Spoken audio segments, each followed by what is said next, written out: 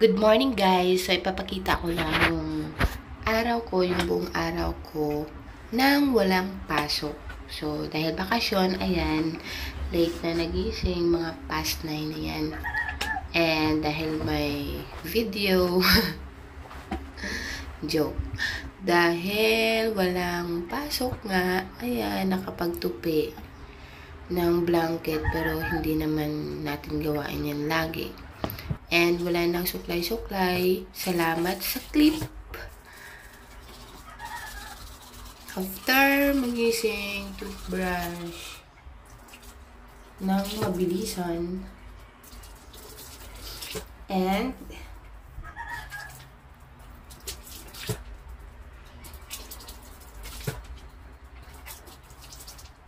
maganda pag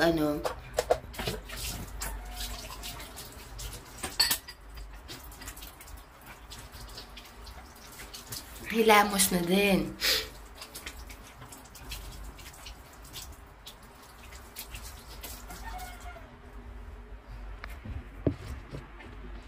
And ayan, mag-prepare na ako ng hot water para sa aking gatas. By the way guys, yung gatas na ininom ko ngayon is vanilla flavor. Hindi kasi ako sa chocolate, pero yung unang na flavor na nabili namin is chocolate, pero hindi ko na naubos. Kaya pinalitan ko ng vanilla para goods, para maubos ko.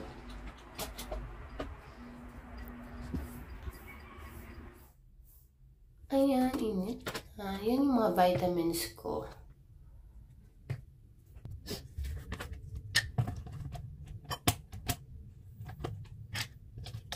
Ngayong bakasyon na lang, alam nyo ba guys, ngayong bakasyon na lang ako nakakainom ng gatas. Lagi. As in everyday. Kasi, nung may pasok pa ako, yung gatas ko, nakaabot, excuse me, nakaabot ng sobra 2 months. Magti 3 months ata. Ganun ka. Kasi, late na ako nang gising nung may pasok pa ako. So, wala nang time mag-inom. And, paggabi, minsan, inaantok na, napagod na, hindi na din makainom. Tsaka, pagising ko pala guys, ayan, meron akong kanin at gulay na bilihan ni John. So, dahil may pasok siya, iniwan na lang dyan. Malayo pa yan nabilhan yan kasi sa aming apartment, walang tindahan na nagbibenta ng mga kanin at gulay.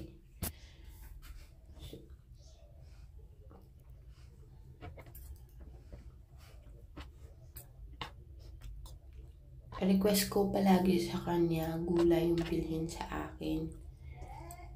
Kasi, hindi naman ako hilig sa mga meat. Kahit hindi pa ako buntis.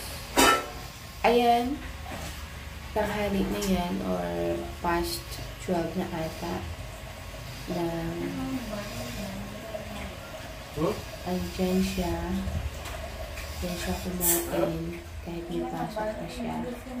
Sinilhan niya ako ng pang-lunch. Tsaka tapos na siguro yung trabaho. Kamusta sa piano?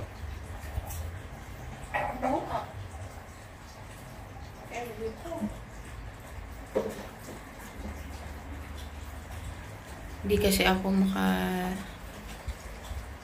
makabili ng sarili kong pagkain guys kasi wala namang pagbibilhan dito sa aming lugar na tinitirahan. Kaya dinadalhan niya na lang ako. Pero, pag mayroon kaming grocery, nagluluto na lang ako. Ayan, naglalaba ako.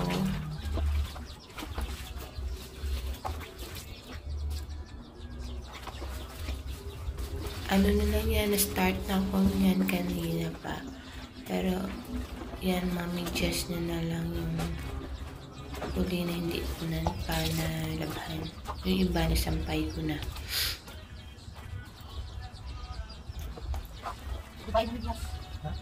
Alam niyo ba dati, nung hindi pa ako buntis, hindi ako naglalaba. Siya ang naglalaba.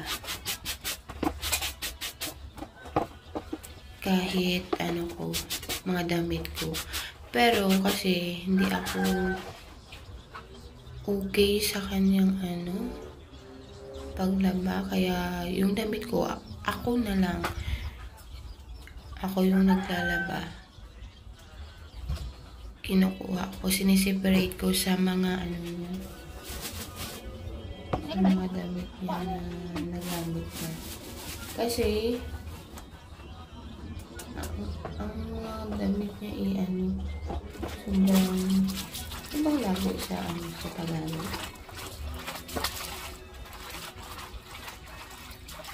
Yung mga damit ko kasi pwede mo pa maulit Saka yung mga white, hindi niya yan siniseparate.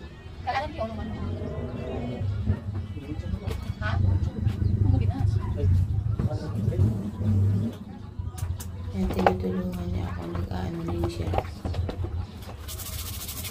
Yes.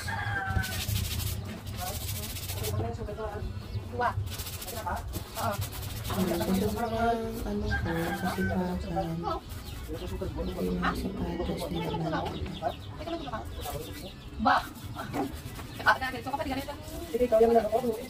Tapos, chismis sa hasiman.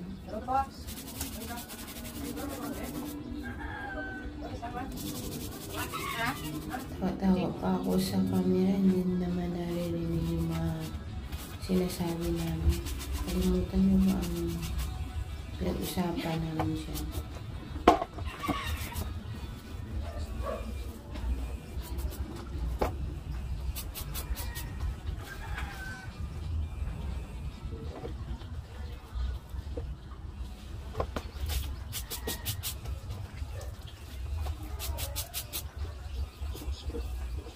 Ano ito guys, bata pa ako. Na ako sa paglalaba. Kaso, ang paglalaba yung household chores na pinaka-araw ko. Kasi yung mga kapatid ko, sobrang dugo. Ayan, mga 2 PM ata yan, or kumating yung binili namin yung apparel mo. So, buti na lang nagdi-differ. Ayan na siya guys. So, sobrang happy ko na nabili ko na.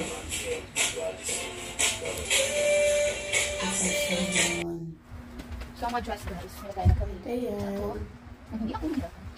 After ko maglaban, nilagay ko na yung mga gamit dyan. Transfer ko na. Tapos, ano yung nakawin? Sa dalawa ko lang. Eh, siyempre, yung si mami, maraming damit. Ano yung dalawa? Ha? Ako pa, yung dalawa? Ano? Sige. Tapos ka na po yan. Ha? Napunasan na namin yan pala. Patay mo, ano mo? Ay, gano'n. Hindi ka? Pahinga daw Balik pa muna siya. siya. Kasi balik pa siya. Balik pa siya. babalik ko siya sa kanya. Next time. Ang mga Sign out. Hindi ko higit. ipang-hanger. Ipang-hanger ko. Hindi ka? Next time. Oh, hindi ko higit. Hindi ka? 2023? Or? Ang mga pang ano ko, mga pang... Kaya binangiti ko dyan. Ginagawa ko Kasi ako talaga. ano, Puro bahan nila. Kaya kami tulog mo. Sa wala kayo tulad. Tangan pag Nagundar ako magamit pang bahay. Siguro, kahit dati pa, hindi ko naman sabihin na sign of maturity. Kahit next time dati, mo mas uniform ko. Pero sa kanang uniform, amo lang yung gamit pang Ah, bahay. ayos ako. Kaysa Kailangan din sa daw price man 3,000. gamit ko, char. Or kaysa sa mga... Gusto ko naman pagkain, pero gusto ko yung pera ko sa gamit talaga na pupunta. Yung pagkain gusto ko, libre. Maka-right tayo. Mahal. Ito na yun. Amo na guys, akong ano, nahawa. Sinasabi ko dyan na yun lang yung uniform Kami dito na na kasya sa akin ngayon. Maglakuan. Kasi bago yan. Pero sabi nga ni Choi, baka daw hindi na kasya magbalik ng pasukan sa January. Kasi magsi 6 months na si baby.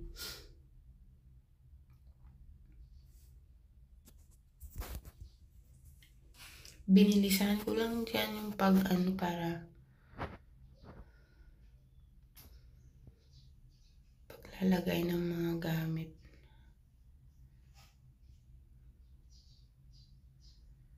Kung nakikita nyo sa salamin, ayan, tulog na yung asawa ko.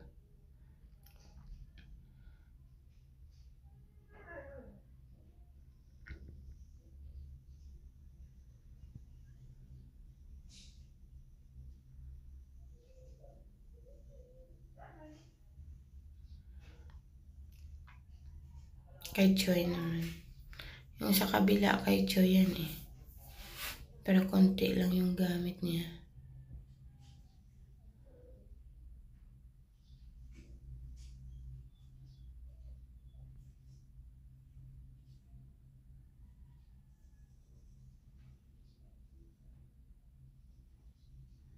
Ayan, naglinis.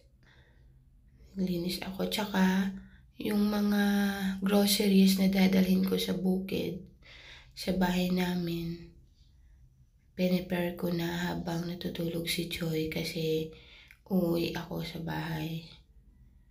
Yung iba nilagay ko dyan sa toolbox para hindi masyadong mabigat. And kumain na kami. Nag-lunch na. Yan, pinili din niya yan. Yung 2 gulay.